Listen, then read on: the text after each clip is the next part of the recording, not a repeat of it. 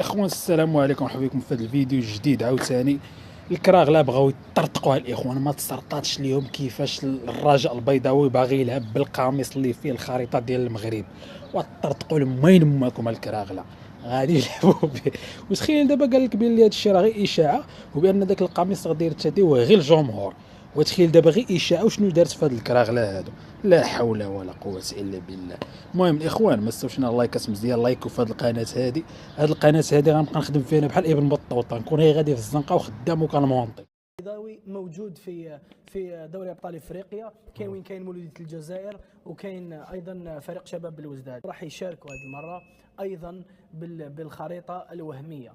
اليوم انا ما نتمناش انه يوقع ما حدث الموسم الماضي. يجب على الاتحاديه ان تهيئ نفسها من الان لهذا الامر، لانه ما راناش في نفس المجموعه الانديه الجزائريه مع الانديه المغربيه، لكن فيه امكانيه. ما عندي وين نروح بكم. الرجاء البيضاوي والقميص الجديد مرصع بالخريطة المغربية كاملة.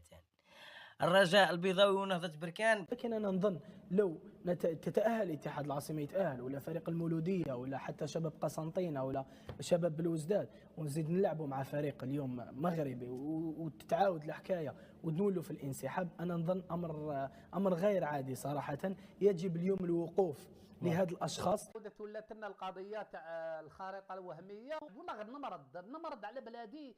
دوك هيا دوك نزيدوا نطيحوا معاهم، واش نديروا؟ نزيدوا نساحبوا زعيم الانسحابات الاتحاد الافريقي. كاين واحد لعاب بوزوق يلعب مع الرجاء، هو جزائري ديالنا يلعب مع الرجاء. دوك المشكل ديالو حصل، يا اما تلعب لانه عندك كونترا مع النادي، كيما اللعابه اللي يلعبوا مع النوادي الاوروبيه ويبغوا يمشوا يلعبوا مع هذيك الدوله اللي راكو عارفين. يا اما تلعب يا ما تلعبش، بالسيف عليك. يعني تلعب العب، ما تلعبش عندك عقوبات وممكن تمشي تجرجر للفيفا ويقلعوا لك كل شيء وما تبقى تسال ريال. علاش؟ على ما كاين حتى حاجه. الناس لعبوا بخريطه، يلعبوا بلادهم بحقهم. بصح حنا علاش؟ حنا واش دخلنا؟ انا بغيت نفهم السؤال المطروح، حنا واش دخلنا؟ قيام الفريق المغربي في اعتماد الكاف قميص الوهمي، الخريطة المزورة أو الوهمية، وهي القضية التي حدثت مع اتحاد العاصمة. اليوم نظن ان الكاف فوزي لقجع اليوم هو اللي يسير الاتحاد الافريقي لكره القدم. اليوم اخر الاخبار تقول انه راح يشاركوا هذه المره ايضا بالخريطه الوهميه. اليوم انا ما نتمناش انه يوقع ما حدث الموسم الماضي. يجب على الاتحاديه ان تهيئ نفسها من الان لهذا الامر، لانه ما راناش في نفس المجموعه الانديه الجزائريه مع الانديه المغربيه، لكن فيه امكانيه بما انه نهضه بركان موجوده في الاتحاد في الكاس كونفدراليه، والرجاء البيضاوي موجود في دوري ابطال افريقيا. كاين مولوديه الجزائر، وكاين ايضا فريق شباب بالوزداد. لكن انا نظن لو تتاهل اتحاد العاصمه، يتاهل ولا فريق المولوديه ولا حتى شباب قسنطينه ولا شباب بالوزداد، ونزيد نلعبوا مع فريق اليوم مغربي وتتعاود الحكايه ونولوا في الانسحاب، انا نظن امر غير عادي صراحه.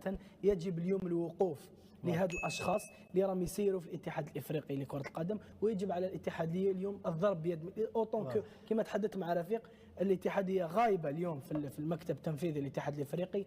ما عندك ما راح تدير، لانه نعلم كل من يسير الاتحاد الافريقي. ولات لنا القضيه تاع الخارطه الوهميه، خلاص الكاف اعتمدت كما نقولوا القميص وراح يلعبوا به. والله غير نمرض على بلادي. دوك هيا دوك نزيدوا نطيحوا معاهم، واش نديروا؟ نزيدوا نساحبوا زعيم الانسحابات الاتحاد الافريقي لكرة القدم كاف اعتمد بشكل رسمي قميص المرصع بالخريطة المغربية للمشاركة في المنافسات الإفريقية هذا الموسم الرياضي 2024-2025، بارتداء القميص رسميا في مباراته الأولى ضمن دور المجموعات. هذه هي دور المجموعات اللي راهي جاية في المباراة الأولى. المشكل طحنا فيه مشكل، ما تلعبوهاش مارقين، تكذبوا على الشعب الجزائري. ماشي قلتوا لنا انتم وليد صادق قبل ما تجيبوه زعيم الكواليس يضرب القجع بالكف، نجيبوا لكم الحصص تاعكم. موتسيبي ما لقاش وين يحط راسو، قال لك هبل وصادي. لا الجزائريه ما يعرفش يهضرها، كيفاش يروح يهضر مع موتسيبي تمسخر بينا؟ اي راح يلعبوا لك بالخريطه، ما ربحت والو، تكذب.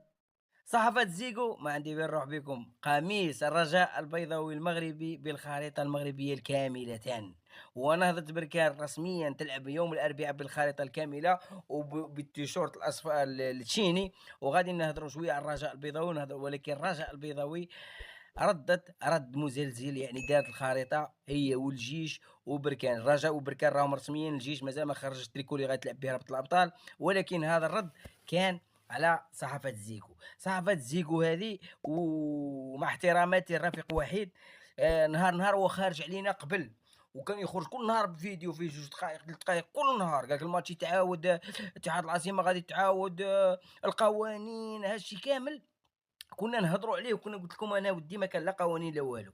اليوم اتضح الامر. علاش؟ لانه الكاف، الناس باش تفهم، باش المتتبعين يفهموا، الناس هذا الصحفيين هذو ماشي ما عندهمش درايه حتى بالقوانين، غير يتيريو برك، غير يخلطوا يجيو للبلاطو يتيريو، والقجع فاسد دايرين كذا منا، والقجع يخدم لتحت، يخدم بالقانون، ما يخدمش غير مراسو، جاش غير مراسو وحط الخرائط.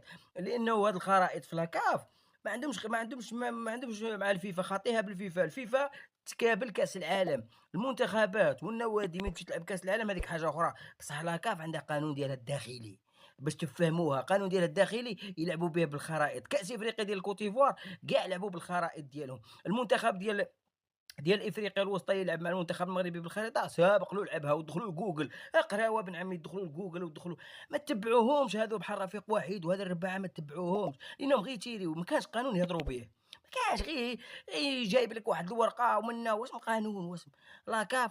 لو كان شافت شي حاجه المضره ليها ما تديرش هاد الخرائط كاملين في القمصان ديال افريقيا، لان افريقيا كامله تلعب بالخرائط عادي في بلدي، وما يمشيوش على الاشهارات. ولكن الصفعه قهويه، ودركا نتسناو الطاس راه ما تحكملكش.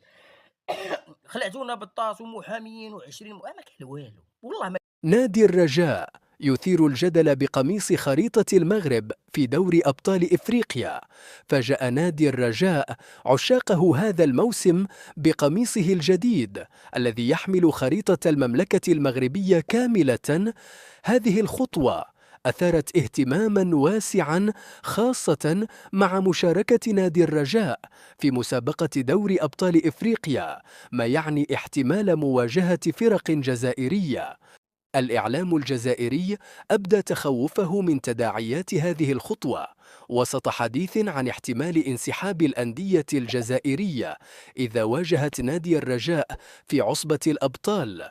البعض يرى أن القميص يحمل رسالة قوية تعكس تمسك المغرب بوحدته الترابية، فيما يعتبره آخرون خطوة قد تشعل التوترات الرياضية. في النهاية يبقى السؤال: هل ستؤثر كرة القدم على السياسة أم ستبقى الريادة جسرا للتقارب بين الشعوب؟ اكتبوا لنا رأيكم من خلال التعليقات.